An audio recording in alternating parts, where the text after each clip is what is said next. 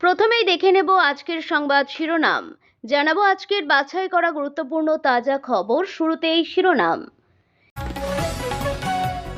বেতন বৃদ্ধির দাবিতে হিডকো ভবন ঘেরাও অস্থায়ী কর্মীদের, বন্ধ ইকো পার্ক। নবম শ্রেণী নয়, আরো কম বয়স থেকে সেক্স এডুকেশন প্রয়োজন, ঐতিহাসিক পর্যবেক্ষণে জোর দিল সুপ্রিম কোর্ট। ডিজিটাল গ্রেপ্তারির তদন্তে একযোগে দেশের 40 জায়গায় তল্লাশি অভিযান সিবিআই এর।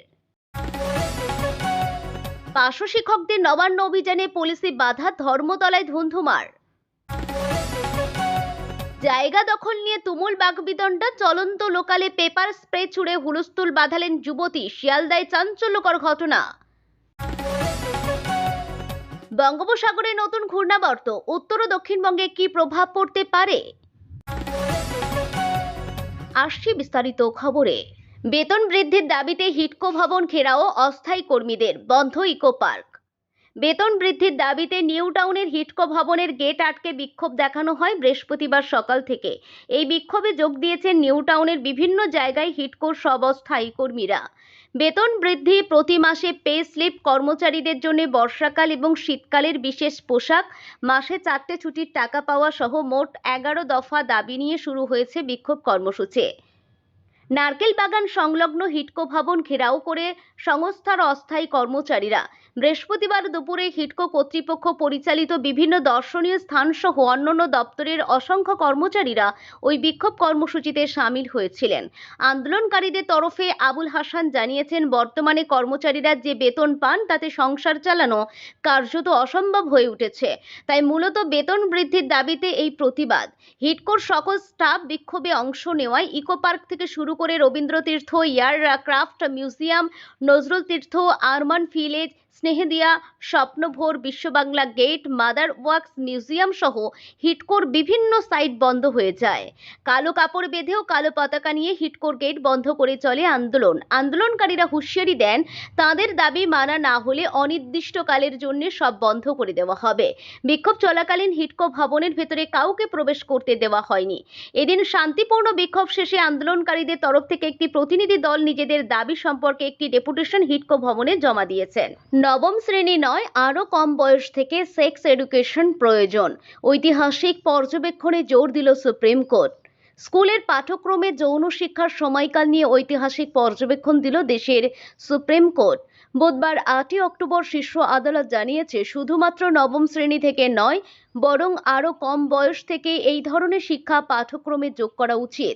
বিচারপতি সঞ্জয় কুমার এবং বিচারপতি অলোক আরাধের বেঞ্চ একটি ধর্ষণ মামলার জামিনের আবেদনের শুনানি চলাকালীন এই মন্তব্য করা হয়।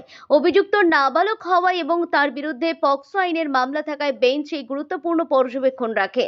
এর আগে গত 10 সেপ্টেম্বর একই মামলার শুনানিতে আদালত উত্তরপ্রদেশের সরকারকে একটি হলফনামা জমা দিতে বলেছিল। আদালত জানতে চেয়েছিল, উত্তরপ্রদেশ সরকারের অধীনে থাকা উচ্চ মাধ্যমিক স্কুলগুলিতে বয়ঃসন্ধিকালের হরমোনের পরিবর্তন ও এর প্রভাব সম্পর্কে ছাত্রছাত্রীদের কিভাবে এবং কতটা যৌন শিক্ষা দেওয়া হয়। শীর্ষ আদালতের নির্দেশ মেনে উত্তরপ্রদেশ সরকার হলফনামা দিয়ে জানায় যে, national council of educational research and training এর নির্দেশ অনুযায়ী তাদের স্কুলের পাঠ্যক্রম নবম শ্রেণী থেকে দ্বাদশ শ্রেণী পর্যন্ত যৌন শিক্ষা রয়েছে। তবে এই পাঠ্যক্রম দেখে সন্তুষ্ট নয় সুপ্রিম কোর্ট। বুধবার আদালতে স্পষ্ট করে বলে যে, যৌন শিক্ষার পাঠ্যক্রমকে শুধুমাত্র নবম থেকে দ্বাদশ শ্রেণীর মধ্যে সীমাবদ্ধ না রেখে আরও অল্প বয়স থেকে তা শুরু করা উচিত। তবে এ বিষয়ে প্রয়োজনীয় পদক্ষেপ করার দায়িত্ব সংশ্লিষ্ট কর্তৃপক্ষের উপর ছাড়া হয়েছে। দেশের সর্বোচ্চ আদালতের এই পর্যবেক্ষণ শিক্ষা ও সমাজনীতিতে বড়সড় পরিবর্তন আনতে পারে বলে মনে করা হচ্ছে। ডিজিটাল গ্রেপ্তারির তদন্তে একযোগে দেশে 40 জায়গায় তল্লাশি অভিযান সিবিআই এর। ডিজিটাল গ্রেপ্তারির নামে দেশজুড়ে সক্রিয় প্রতারণা চক্র। এবার দিল্লি, হরিয়ানা, রাজস্থান, গুজরাট, কেরল, বাংলা সহ দেশের 40 জায়গায় একযোগে হানা দিল কেন্দ্রীয় তদন্তকারী সংস্থা সিবিআই। বুধবার যে তল্লাশি অভিযানে বেশ কয়েকটি মোবাইল, ল্যাপটপ, কেওয়াইসি নথি, সিম কার্ড উদ্ধার করে বাজেয়াপ্ত করা হয়েছে বলে জানা গেছে। Indian cyber crime coordinator centre ও সম্প্রতি 9টি অভিযোগ জমা পড়েছিল। যেখান থেকে তদন্তকারী আধিকারিকরা বুঝতে পারেন যে প্রতারণার জাল ছড়িয়ে আছে বিদেশেও। ডিজিটাল গ্রেপ্তার করে তাদের থেকে প্রায় 4.5 কোটি টাকা হাতিয়ে নিয়েছে বলে অভিযোগ। সেই সূত্র ধরে 40 জনকে শনাক্ত করা হয়। এরপরই শুরু হয় তল্লাশি অভিযান। দেশ জুড়ে ডিজিটাল গ্রেপ্তারের ফাঁদে পড়েছেন লক্ষ লক্ষ টাকা খুইয়েছেন সাধারণ মানুষ। এই প্রতারণা চক্র সম্পর্কে সজাগ থাকতে স্বরাষ্ট্র মন্ত্রকের অধীনস্থ আইফোর্সিও একটি অ্যাডভাইজারি প্রকাশ করে। তদন্তকারী কেন্দ্রীয় আধিকারিকরা জানতে পারেন অন্যের নামে থাকা ব্যাংক অ্যাকাউন্টগুলির পাশাপাশি হাওয়ালার মাধ্যমে নিজেদের মধ্যে আর্থিক লেনদেন চালাতেন এই চক্রের সদস্যরা।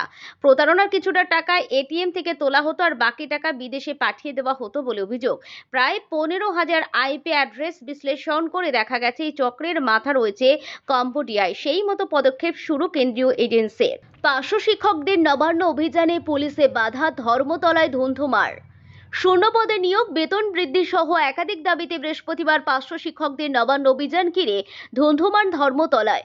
এদিন পার্শ্ব শিক্ষকদের মোট 11টি সংগঠন মিলে নবান্ন অভিযানের ডাক দিয়েছিল। দুপুরে শিয়ালদা থেকে মিছিল করে নবান্ন পর্যন্ত যাওয়ার কথা ছিল তাদের, কিন্তু কিছুটা এগোতে না এগোতেই পুলিশি বাধার অভিযোগ ওঠে আর তাতে দুপক্ষের সংঘর্ষে ধুন্ধুমার পরিস্থিতি তৈরি হলো।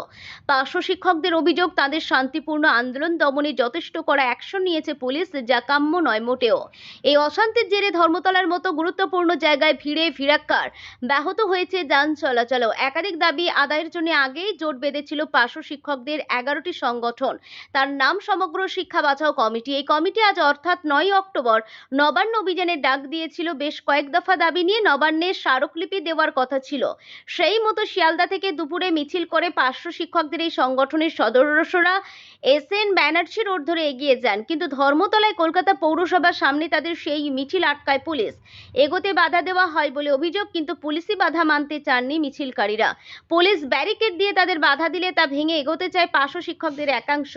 গার্ডরেল ভেঙে এগোনোর চেষ্টা করেন, পুলিশি অ্যাকশনের প্রতিরোধের চেষ্টা করেন। এ নিয়ে ধুন্ধুমার পরিস্থিতি তৈরি হয়। দুপক্ষের মধ্যে সংঘর্ষ ঘটে। আন্দোলনকারীরা পুলিশি অত্যাচারের অভিযোগ তোলেন। মাঝ রাস্তায় তারা সকলে বসে বিক্ষোভ দেখান। পার্শ্ব শিক্ষকরা জানিয়েছেন যতক্ষণ না তাদের নবান্নে যেতে দেওয়া হবে না ততক্ষণ এভাবেই আন্দোলন চালিয়ে যাবেন। জায়গা দখল নিয়ে তুমুল বাকবিতণ্ডা, চলন্ত লোকালে পেপার স্প্রে ছুড়ে হুলস্থুল বাঁধালেন যুবতী। শিয়ালদায় চাঞ্চল্যকর ঘটনা।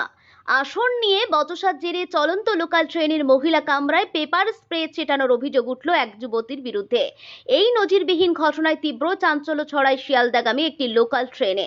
যুবতীর ছোড়ায় স্প্রে ঝাঁচিয়ে কামরার মধ্যে থাকা শিশু সহ একাধিক যাত্রী কাশতে শুরু করেন। অনেকেরই শ্বাসকষ্ট শুরু হয়।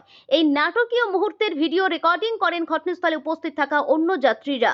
ভাইরাল হওয়া সেই ভিডিওতে দেখা গিয়েছে সবুজ কুর্তি পরা এক যুবতী, তাকে ঘিরে ধরে বিক্ষোভ উগরে দিচ্ছেন অন্য যাত্রীরা।